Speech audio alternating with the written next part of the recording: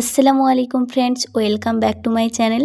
তো আগের দিন ভিডিওতে তোমরা দেখেছিলে আমাকে পাহাড়ে উঠতে, কিন্তু পাহাড়ে উঠতে পারিনি, তারপর নেমে চলে এসেছিলাম। তো ওখান থেকে নেমে এসে আমরা গাড়ি রিজার্ভ করে এসে এবার যাচ্ছি মাইথন ড্যামে। তো চলো তোমরা দেখতে থাকো। ফ্রেন্ডস, তোমরা ভালোভাবে একটু লক্ষ্য করে দেখতে পাবে, ওই দেখো দূরে একটা কিছু দেখা যাচ্ছে, ওই যে ইয়েলো কালারের একটা বাড়ি রয়েছে, আর ওইখানে অনেক কিছু আছে, ওটা হচ্ছে তাপবিদ্যুৎ কেন্দ্র।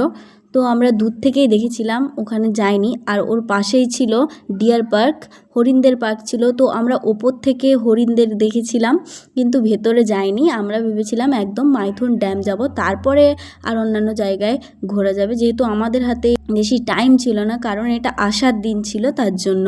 তোমরা কারা কারা মাইথন ড্যাম গিয়েছো তারা কমেন্টে একবার জানিও। আর এই জায়গাটা এতটা সুন্দর, তোমাদেরকে বলে বোঝাতে পারবো না।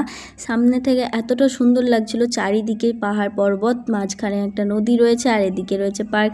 তারপর ভাবলাম একটু নিচে নামা যাক, তার জন্য আমরা সবাই মিলে নেমে গেলাম। একটু ঘোরাঘুরি করছিলাম, ফটোশ্যুট করছিলাম, ভিডিও শ্যুট করছিলাম। শুধু তো আমি একা ভিডিও শ্যুট করছি না, আরও আমার সাথে যতজন রয়েছে সবাই ভিডিও শ্যুট করছে। তো আমাদের ভিডিও ফটোশ্যুট হয়ে যাওয়ার পরে আমরা আবার গাড়িতে উঠে গেছিলাম। তারপরে আমরা নেমেছিলাম বোটিং ঘাটে। তো ভিতরে ঢুকেই দেখি দুই পাশে খুব সুন্দর সুন্দর ফুলের গাছ লাগানো ছিল। ফুল আমার অনেক পছন্দের জিনিস, কিন্তু এখানে সব রকমের ফুল থাকা সত্ত্বেও গোলাপ ফুল কিন্তু আমি খুঁজে পাচ্ছিলাম না। তাই ভিতরের দিকে ঢুকছিলাম যে কোথাও গোলাপ ফুল আছে কিনা, কিন্তু গোলাপ ফুল আমি দেখতে পাইনি। বোটিং ঘাটে ঢুকেছি তো ঠিকই, কিন্তু এখানে আমরা বোটিং করতে পারবো না, কারণ এই মুহূর্তে আমাদের হাতে কোনো টাইম ছিল না। আমাদেরকে এখান থেকে তাড়াতাড়ি ঘুরে যেতে হবে, যেহেতু এটা আমার বাড়ি আসার দিন ছিল তার জন্য। বোটিং ঘাট থেকে বেরিয়ে আমরা তার ঠিক উল্টো সাইডে একটা পার্ক ছিল, যেটা অনেকটা দূরে, হেঁটে হেঁটে অনেকটাই যেতে হতো। তো ওখানেই আমরা যাচ্ছিলাম। প্রথমে তো ভাবছিলাম যে ওখানে হয়তো কোনো মেলা বসেছে, কিন্তু সেটা নয়।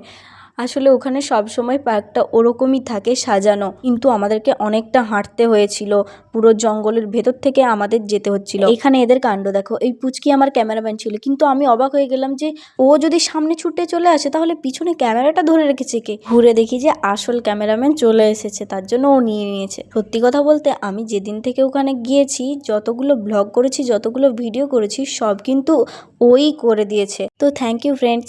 দেখো এদিকে তোমাদের সাথে কথা বলতে বলতে আমরা কিন্তু মাইথন ড্যাম পৌঁছে গেছি। এবার এখানে আমরা নিচে চলে গেলাম। নিচে গিয়ে দেখি বিশাল বড় জায়গা আর অনেক বড় বড় পাথর। তো ওখানে গিয়েও আমরা কয়েকটা ভিডিও ফটো শ্যুট, শুধু আমি নয় আরও সবাই যতজন ছিল সবাই ফটো ভিডিও শ্যুট করছিলাম। ওখানে গিয়ে ঘোরাঘুরি করছিলাম, খুব ভালো লাগছিল জায়গাটা।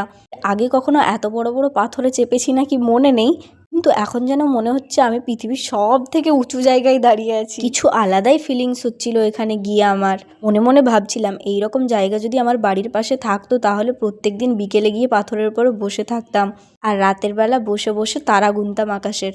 সত্যি কথা বলতে প্রথম থেকে যে এতগুলো জায়গায় ঘুরে এসেছি, সব থেকে বেস্ট যেটা আমি মনে করি যে মাইথন ড্যামের মতো জায়গা আমি হয়তো কোনোদিন দেখিনি।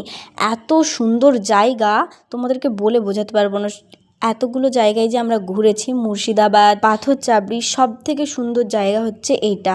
এই জায়গাতে এসে আমার মানে বাড়ি ফিরতেই মন হচ্ছিল না। আর হ্যাঁ, আর একটা কথা তো তোমাদেরকে বলাই হয়নি, এই যে 12টা গেট তোমরা দেখতে পাচ্ছ সামনে, এইটা কিন্তু ডিভিসি। এই 12টা দরজা খুলে যদি এখান থেকে জল ছেড়ে দেওয়া হয়, তাহলে বাংলাদেশ জলের নিচে হাবুডুবু খাবে। ভাই যখন দাঁড়িয়ে ওখানে ওই ব্যাপারে গল্প করছিলাম, তখন ভাবতেই যেন কিরকম ভয় ভয় লাগছিল। যেহেতু টাইম কম, তাই জন্য আমাদেরকে এখান থেকে এবার বেরোতে হবে। এখান থেকে বেরোনোর সময় এত বড় বড় ফুচকা দেখে আমাদের তো জিভে জল এসে গেছিল। তো চলো ট্রাই করা যাক।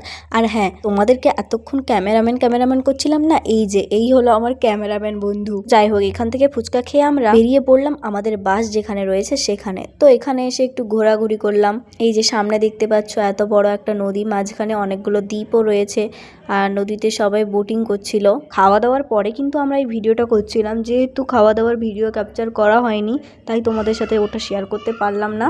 আর এখন হালকা সন্ধেও হয়ে আসছিল, আমরা এখান থেকে এবার বেরিয়ে যাব, তার জন্য একটু আসলাম নদীর কাছে।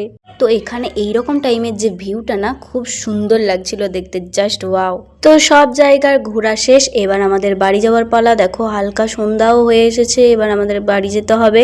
তো এখান থেকেই আমরা এবার যাব সোজা বাড়ি। সব জায়গা ঘোরা শেষ, আর তোমাদের সাথে এই ঘোরাফেরার ব্লগও শেষ। তো পরে আবার দেখা হবে, বাই।